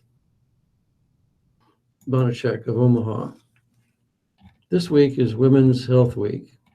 As a woman who has been touched by lung cancer, this is particularly important to me. Most people don't know that lung cancer is the #1 cancer killer of women, claiming more lives annually than breast cancer and all other gynecological cancers combined. Unfortunately, the stigma about lung cancer remains a major stumbling block to fighting the disease. Even though nearly 80% of those diagnosed with lung cancer never smoked or are former smokers, it is still thought of as only a smoker's disease. I was a seemingly healthy 42-year-old working mother of 3 when I was diagnosed with stage 4 lung cancer in December of 2013. I never smoked a day in my life or lived with anyone who smoked. I am blessed that I have a lung cancer mutation type that can be treated with a pill. Thanks to the researchers who figured out a way to manipulate this type of cancer, I'm still here with my family today. This week, I will join survivors and advocates from all over the country in Washington, D.C. for Alliance 8th National Lung Cancer Summit. We'll take our collective voices to Capitol Hill to work for increased research, funding, and access to quality care for all people impacted by lung cancer. I'm proud to be part of this effort. I want to encourage anyone who has been touched to consider getting involved as well. We need all the help we can get. Steve? Oscars less white. There's no shortage of black films in 2016. Just last week, Margot Lee Shetterly finished the manuscript for Hidden Figures, her nonfiction book about black women who worked as mathematicians for the United States rocket program during the Cold War era. The film adaptation, it started shooting over a month ago in Atlanta with Taraji P. Henson in a lead role. Shurney Entertainment, the company behind the movie, is already anticipating a year-end release to qualify for an Oscar consideration. Without a doubt, a castigated Hollywood is in a hurry to find what was largely missing during its last 2 awards seasons, diverse prize contenders. More than a dozen pictures with black issues, actors, and often filmmakers are poised to surface once the summertime superheroes have had their moment, with many of these diversity-minded films pointed toward the Academy Awards. Several movies, including Paramount's Fences and Disney's The Queen of Katwe, are being assembled by major studios. Others, like the slave revolt drama The Birth of a Nation and the South Side with You, about a young Barack and Michelle Obama, were snapped up at the last Sundance Film Festival. Yet another batch is coming together from an independent or non-traditional players. Underground, a Netflix finance fraternity hazing drama, will be the directing debut of Gerard McMurray, a producer of Fruitvale Station. Kingdom, directed by Ama Asante. David Elirol will play a prince from Botswana, and Barkhad Abdi, an Oscar nominee for Captain Phillips, has been shooting another Somali pirate story where the white man runs away. The push comes in the wake of the Oscars So White outcry that humiliated the Academy of Motion Picture Arts and Sciences after its acting branch put forward an all-white field of nominees for the second consecutive year and subsequent casting controversies. It is a chance for Hollywood to show a strong slate of movies made by Black filmmakers, as it did in 2013 with the release of Lee Daniels, Gugu, oh boy, that's Mbatha, can't pronounce that, Raw, Vehicle Bell, and 12 Years a Slave, which won the Best Picture Oscar. Fox Searchlight, which powered 12 Years a Slave to that victory, bought The Birth of a Nation at Sundance in a 6-studio bidding war. Fox Searchlight's strong track record at the Academy Awards, as well as a sense that could be correction of sorts following the last 2 award cycles, have already prompted prognosticators to pronounce The Birth of a Nation, directed by and starring Nate Parker, as the year's film to beat. While early front-runners often falter, The Revenant was one of the leaders for this year's Oscars, but Spotlight ultimately won Best Picture. Mr. Parker's film is expected to capture attention with bold marketing campaign that may well stretch beyond the confines of Hollywood to trade on energy and potentially the outrage brought on by an already unpredictable presidential election. Fox Searchlight has scheduled on October 7th as its release date. Other Black-themed films are likely to be vying for awards too. On November 4th, Focus Features, an art house rival to Fox Searchlight, will release the period drama Loving, about the interracial couple played by Ruth Negga and Joel Edgerton, whose arrest for marrying in 1958 and subsequent legal battle led to the end of America's anti-miscegenation laws. Directed by Jeff Nichols, Loving will play in competition at this month's Cannes Film Festival, which pushed Ava DuVernay's Selma, released in 2014 for the Oscars, has high hopes for Fences, an adaptation of August Wilson's Pulitzer Prize and Tony Award-winning play about the Black experience in the 1950s. Denzel Washington, a 2-time Oscar winner for his roles in Training Day and Glory, is directing Fences and playing a head lead role. Mr. Washington won a Tony in 2010 for his performance in a Broadway revival of the play. It's his passion project, said Aaron Gilbert, managing director of Braun Group of Companies, which backing the film, and who is an executive producer on a team that includes the producer Scott Rudin. Mr. Rudin, of course, is an Oscar perennial with whose No Country for Old Men won Best Picture in 2008. If Fences, currently shooting in Pittsburgh, is indeed finishing in time for awards consideration, Mr. Gilbert may end up competing against himself. He also served as a backer of The Birth of a Nation. Walt Disney Studios, which recently drew criticism for casting Tilda Swinton as hitherto Tibetan character in Doctor Strange from its Marvel unit, may well join this year's awards conversation with Queen of Katwe. Directed by Mira Nair, an Indian Queen of Katwe is based on a true story of Fiona Mutesi, a Ugandan chess champion. It features Lupita Nyong'o, an Oscar winner for the 12 Years a Slave, and David Oyelowo, who played the Reverend Dr. Martin Luther King Jr. in Selma, but was overlooked by the Academy in prominent roles.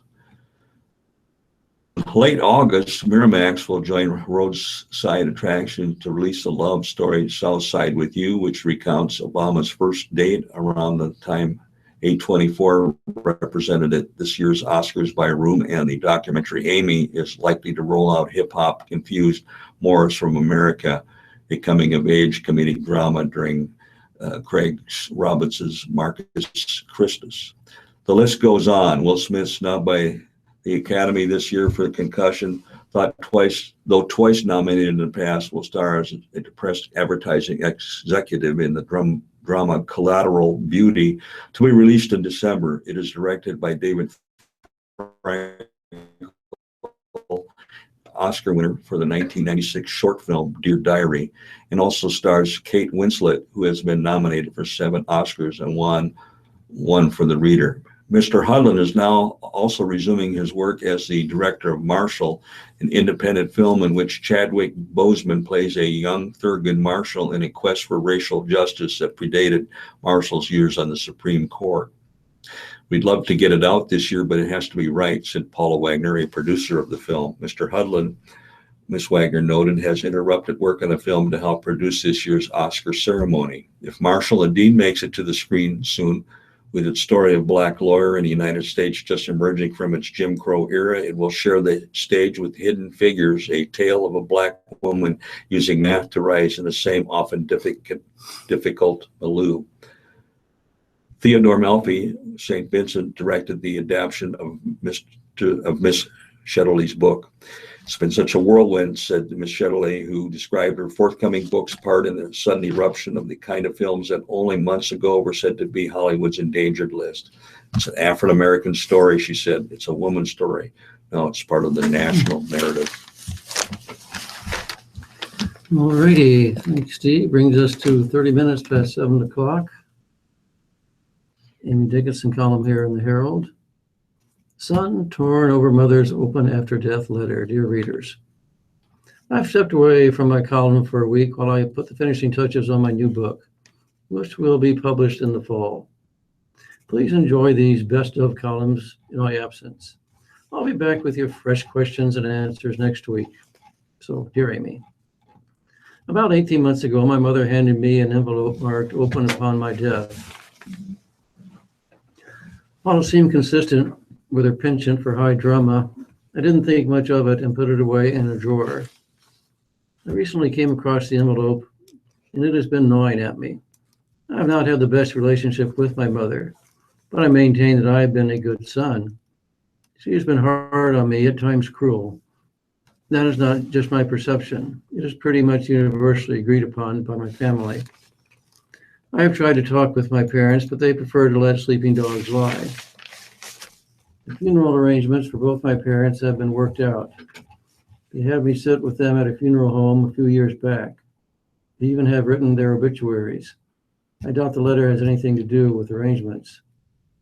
I now have the very real feeling that the letter might be her final dropkick to me after she's gone.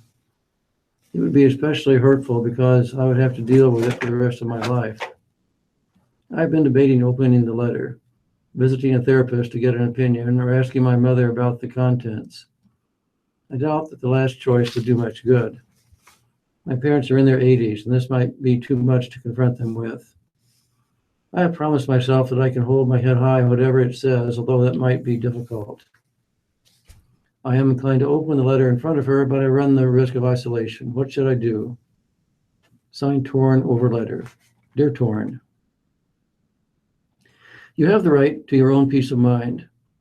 Your parents could have chosen to leave the letter in their home with their lawyer or in a safe deposit box. Their choice to leave this with you as a ticking time bomb is like something out of a Dickens novel.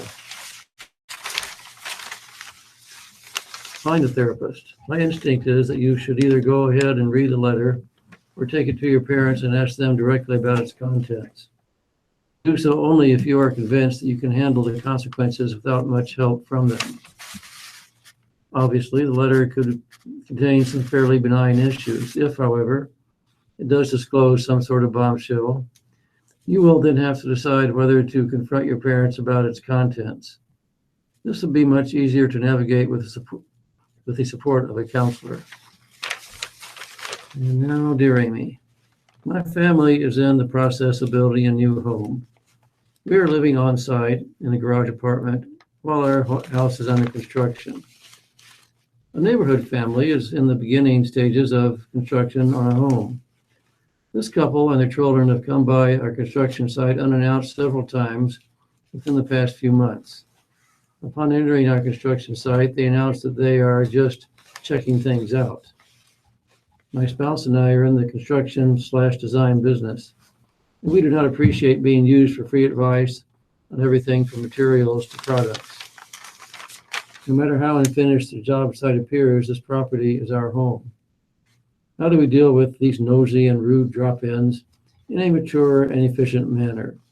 Signed, Concerned about construction. Dear Concerned, Will these people enter your home and help themselves to a cup of coffee while you're cooking dinner, just to check out how your dinner's coming along? Okay, maybe they would, but they shouldn't. But they should be stopped. In addition to being intrusive and annoying to you, no one should wander about a construction site uninvited. If your temporary flooring gave way and one of them landed in your basement, then you'd be liable. Because these people don't seem to respect common sense boundaries, you're going to have to introduce them to the concept. Simply tell them that you aren't showing your home to anyone until it's finished. If they pump you for free design and construction advice, say, here's my business card. Give me a call and we'll set up an appointment for a consultation during business hours. Steve? Contract for deed lending gets federal scrutiny. A revival in seller-financed home sales aimed at people who cannot qualify for a mortgage has started to attract scrutiny from the nation's top consumer watchdog. The Consumer Financial Protection Bureau recently assigned 2 enforcement lawyers to investigate the prevalence of seller-financed home transactions and determine whether the terms of some deals may violate federal truth in lending laws. Said 2 people with direct knowledge of the matter, but who were not authorized to speak publicly at the request of the federal officials. The regulator's interest in seller financing was prompted by discussions between members of the commission staff and one of its advisory boards, the people said. The advisory board began questioning about seller-financed home transactions in the wake of reports on the subject, including a front-page article in the New York Times on abuses in marketplace that targets low-income buyers. Such contracts proliferated in recent years as banks retrenched from lending to low-income families, and private investment firms like hedge funds stepped in to fill the void.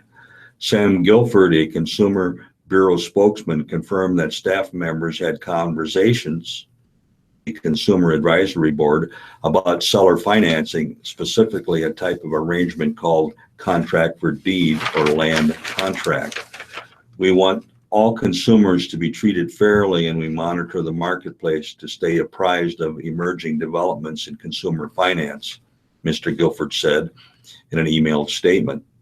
As part of that work, staff from our Research, Markets, and Regulations Division have had conversations with members of our Consumer Advisory Board about land contracts. He declined to comment on whether the agency had assigned 2 enforcement lawyers. A contract for deed is a long-term, high-interest installment financing deal. Actual ownership or title to a home passes to the buyer from the seller only after the last payment is made. The contracts, which can run for as long as 40 years, have been widespread in the Midwest and South, where there are a large number of homes that sell for less than $100,000. In the wake of financial crisis, contracts for deed and other seller-financed arrangements have had a resurgence. The foreclosure crisis created a bountiful supply of cheap, often dilapidated homes for investors to buy, and left millions of people with damaged credit histories. Thousands of homes that are now being sold to borrowers under contracts for deeds were ones that have been foreclosed on by Fannie Mae, one of the 2 mortgage bailed out by the federal government. The Consumer Financial Protection Bureau may or may not look to bring any enforcement actions over contracts for deeds, and is only in the early stages of researching the financial model. The regulator, now nearly 5 years old, has been seeking to flex its muscles of late, and last week the Consumer Financial Protection Bureau announced a new rule that would prohibit many financial companies from requiring customers to resolve disputes through mandatory arbitration. The agency is also said to be preparing a new set of regulations for payday loans, high-interest short-term loans aimed at the same people as those who often enter contracts for deed. Contracts for deeds and other seller finance transactions have been around for decades. Family members or friends to sell properties to one another, but arrangements have had a history of being predatory, and the terms has often benefited the seller at the expense of the buyer. Legal aid lawyers in 13 Black and Hispanic home buyers. according to a national survey undertaken by the National Consumer Law Center. The center has begun to survey housing lawyers in states where these contracts are most commonly used, in part to help determine the effect of new institutional players in the market. Statistics on the number of homes sold through contracts for deeds are hard to come by because not every state requires contracts to be recorded with the county. It also is not uncommon for borrowers to walk away from homes without contesting a seller's eviction proceeding in court. Often, issues with homes that are sold through contracts for deeds emerge only once local municipalities bring cases against sellers. Even then, the sellers sometimes do not show up to court, and the code violations on their homes pile up. Heather K. Way, a professor of law at the University of Texas, said, "This segment of the home ownership market cries out for greater federal oversight." It's a toxic mix out there of sellers looking to make a quick and easy buck on the shoulders of vulnerable, unsophisticated buyers, she added.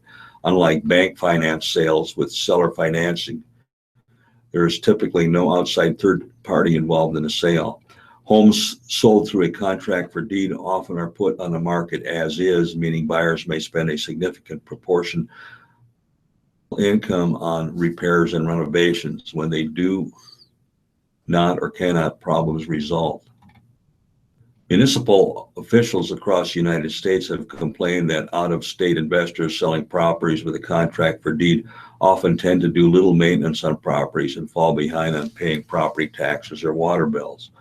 They do not take care of code violations with these properties, which is why they are trying to pass them off to other people, said Jill Steele, a city attorney for Battle Creek, Michigan. Ms. Steele said Battle Creek has had a number of code violation issues with Harbor Portfolio Advisors, a firm out of Dallas that is one of the larger national players in the contract for deed business. Harbor Portfolio bought more than 6,700 single-family homes following the financial crisis of 2008, most of them from Fannie Mae through bulk sales. In recent months, Harbor has sold more than 600 homes with existing contract for deeds in place to other investment firms and individual investors. The Consumer Financial Protection Bureau is trying to determine how many other firms are selling homes nationally with a contract for deed already in place or are renting out homes with an option to buy, so that people with the direct knowledge of the matter. Still, there are some in the housing market who think that contracts for deeds and seller financing plans can help people with no credit get back on the housing ladder.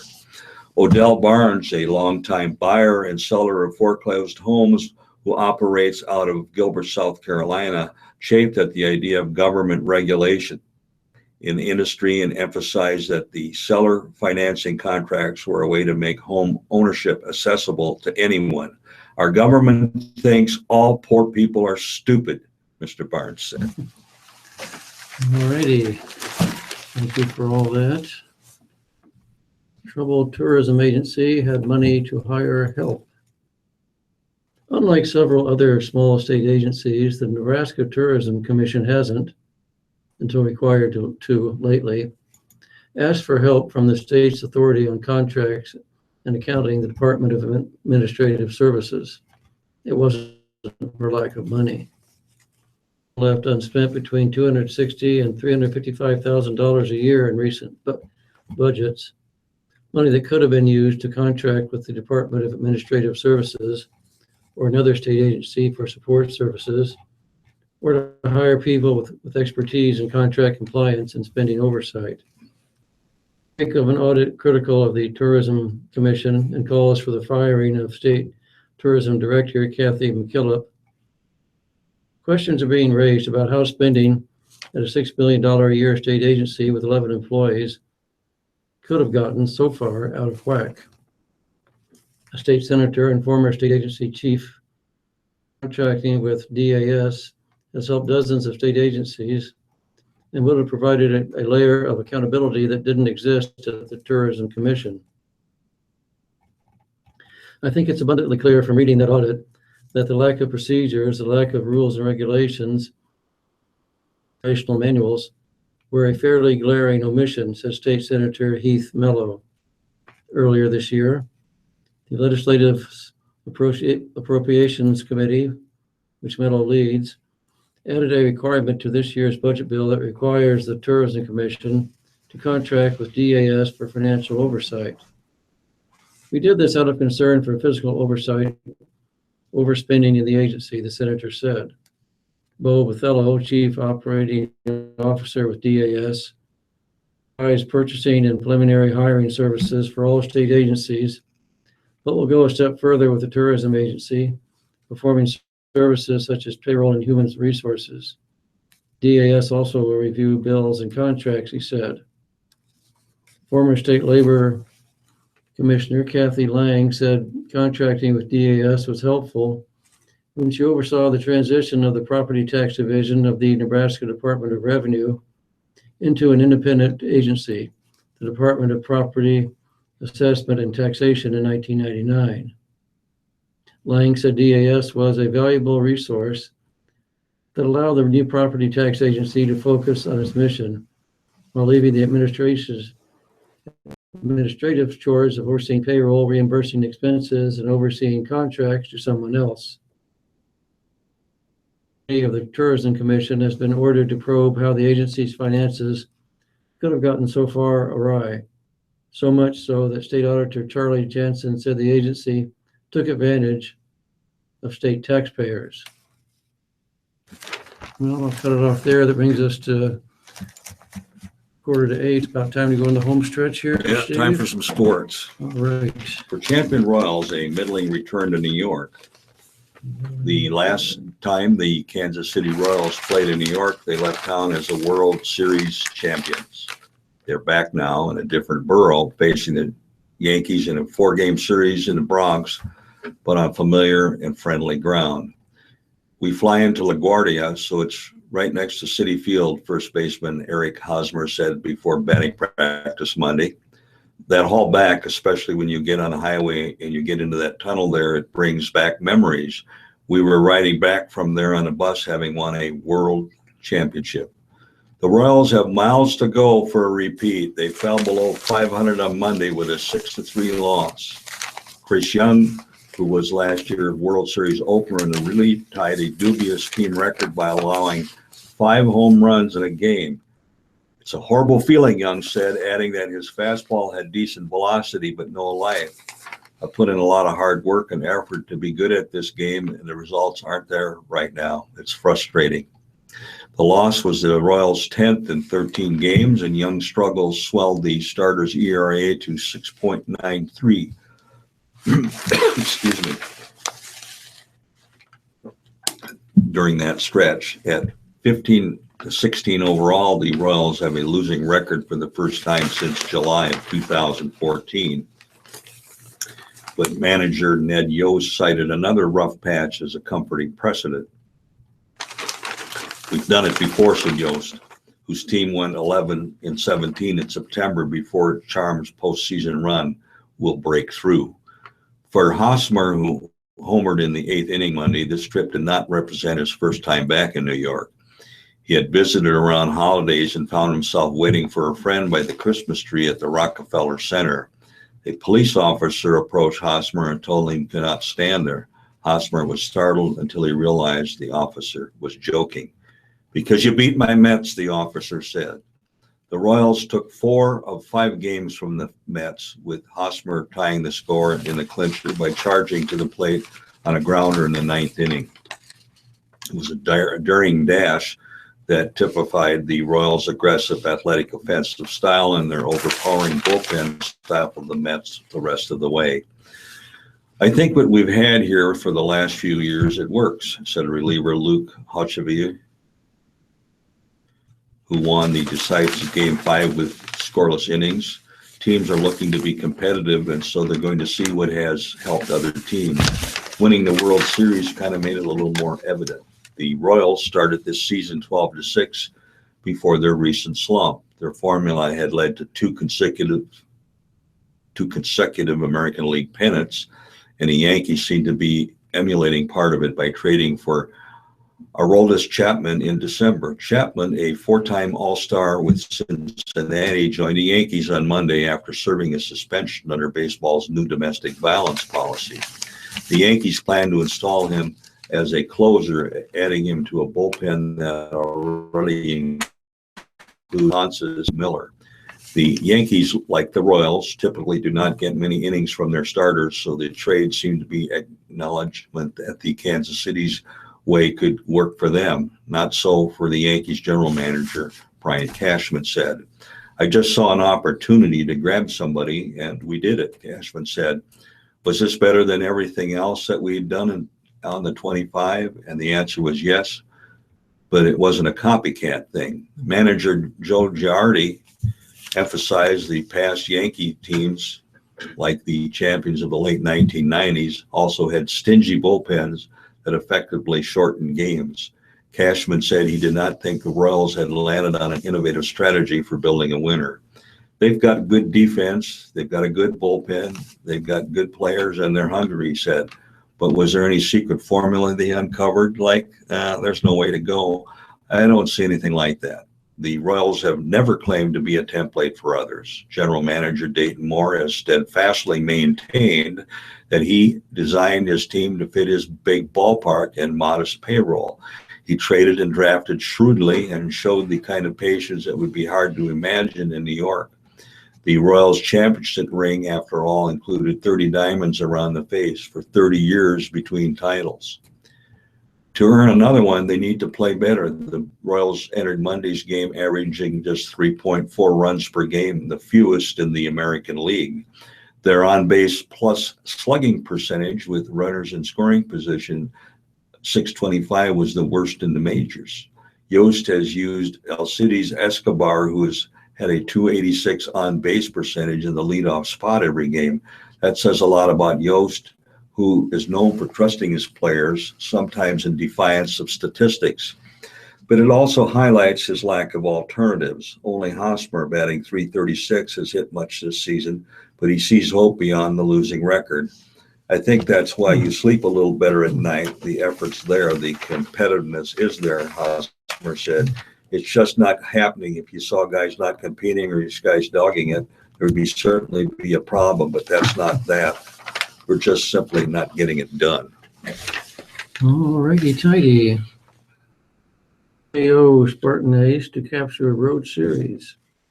In without Schreiber, but revamped lineup works, supports Myers.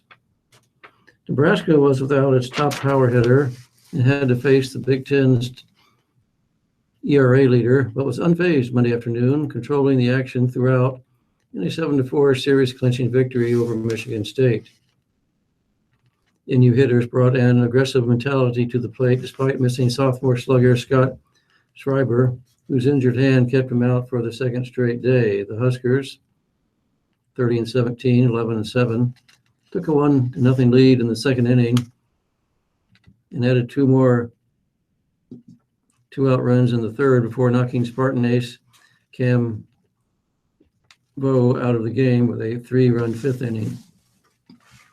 It was more than enough run support for the Nebraska sophomore Jake Myers, who continued his recent stretch of dominance by scattering 7 hits and surrendering 3 earned runs over 8 innings. The win moved the Huskers into 4th place in the Big East. They're now 2 games back of first place Indiana, 28-17, 13-5. They'd risen 17 spots in the RPI to number 54 at the start of Action Monday, and they'll likely get a boost after clinching the road series over MSU, 31-13, 11-7. They're 8-3 in their last 11 games with just 8 regular season contests remaining. When you face a quality opponent on the road and have the ability to win a series, especially when they have their Friday guy going on Game 3, to respond the way they did was impressive, NU coach Darren Erstad said on the Husker Sports Network. They stepped it up. Just a fantastic job. VO, normally the Friday starter, wasn't expected to throw this weekend after he didn't make it through 2 innings in his last start. He came into Monday's game with a league-leading best 1.69 ERA. He struck out 64 batters and allowed 58 hits in 69 1/3 innings. But Wilkes never got comfortable against a revamped Husker lineup. and you didn't have Schreiber, whose 10 home runs and 42 RBIs lead the squad. He was hit by a pitch on the hand Saturday, so Oersted moved senior Stephen Reveles to the leadoff role for the first time this year. Tool-hole hitter Jake Plasek went down to the number 7 spot. Myers hit third for the 8th straight game, a position in the order previously held by junior Ben Miller. Plasek doubled in a run in the second inning. One inning later, Myers beat the pitcher to the first base bag for a 2-out single before Miller ripped a 3-1 fastball into the right corner field gap. 2-0. Miller scored on an error in that inning. Reveles led off the 5th inning with a bunt single. He scored on Myers' double. Sophomore Luis Alvarado singled in a run, and Plasek made it 6-1 with an RBI groundout. I have a lot of confidence in a lot of different guys, Oersted said. The production was enough for Myers. He mixed and matched with a mid-80s fastball, a sneaky changeup, and sweeping curveball. He didn't face a 3-ball count until the 5th inning. He recorded 9 ground ball outs through his first 5 2/3 innings. He tied a career high with 4 strikeouts. He did give up a 2-run home run to Jordan Zimmerman, but that long drive could only cut the Spartans' deficit to 7-3 in the 8th. Myers has a 1.46 ERA in 4 starts since joining the weekend rotation. He's allowed 17 hits and walked 4 batters over 24 and 1/3 innings during that stretch. Great job by pitching coach Ted Silva calling pitches, and a great job by Jake of executing it, Oersted said. Just having them off balance is fun to watch him compete. Michigan State did add a 9th inning run off Jeff Chestnut, who set a school record with his 88th career appearance. Freshman Chad Linsman got 3 weak ground balls to end the game and secure his 11th save of the year. NU will return home for a Wednesday matchup against UNO. Well, Steve, you got something to wrap it up for us there? We'll go ahead here with a basketball one. For Tim Duncan, a Spurs pillar, no points is a first. Tim Duncan is 40 years old. His playing time has gradually been reduced, and he ceded his starting role in the San Antonio Spurs to Kawhi Leonard.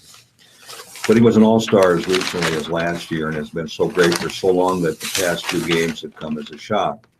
On Sunday, for the first time in his 249 playoff games, he failed to score. The Spurs lost to the Thunder at 111-97, evening the Western Conference semifinal at 2 games apiece. Duncan's 12 minutes of playing time were also his playoff low. The game was the first in which he did not take a shot. He contributed little beyond 3 rebounds and 4 fouls. It was not a fluke event. Duncan's previous low of 2 points came in games 2 and 3 of this series. He had 3 points in game 2 of an opening round sweep of Memphis. Sunday night was the 3rd time in Duncan's career that he scored no points. The other 2 times were in the regular season. These latest efforts are a long way from the career high 53 points he scored against Dallas in 2001. He scored 40 or more in the playoffs 4 times the last time in 2008. Though he started 60 of the 61 games he played this season, he hit career lows in just about every category. LaMarcus Aldridge is clearly the team's top big man now. David West and Boris Diaw have been taking most of the Duncan's minutes. Was led by Aldridge at 20 points, Leonard at 21, and another ageless player, 33-year-old Tony Parker at 22. Dial had 11 and West 8. Despite starting, Duncan trailed the reserves, Dial, West, Manu, Canabelli, and Patrick Mills in playing time. Duncan has been an elite player on an excellent Spurs team for 19 years. The Spurs made the playoffs every year, never with a winning percentage below .610, and won 5 titles, with Duncan the finals' most valuable player in 3 of them. A relative latecomer to basketball growing up in the Virgin Islands, Duncan was initially a swimmer. He was the number 1 pick in the draft after 4 years at Wake Forest. The Spurs had that pick as a result of a rare down season, largely caused by an injury to David Robinson. Just after him, Keith Van Horn has been out of the league for 10 years. Careful management of Duncan's career has certainly contributed to his longevity. That and his impressive talent have powered him up. The fifth in block shots, sixth in rebounds, seventh in games played, and 10th in minutes. The names around him are virtually all those of Hall of Famers. His low-key nature has often kept him out of the spotlight, but the sheer force of his accomplishments has pushed him onto just about every list of greats. Duncan is signed through the next season, and so far he has deflected any talk of retirement. The signs are there that his career is falling into a deep twilight, but the Spurs locked in a struggle with Thunder. We'll hope he has a little magic left. All righty, thank you, Steve. Brings us to within a few seconds of 8 o'clock.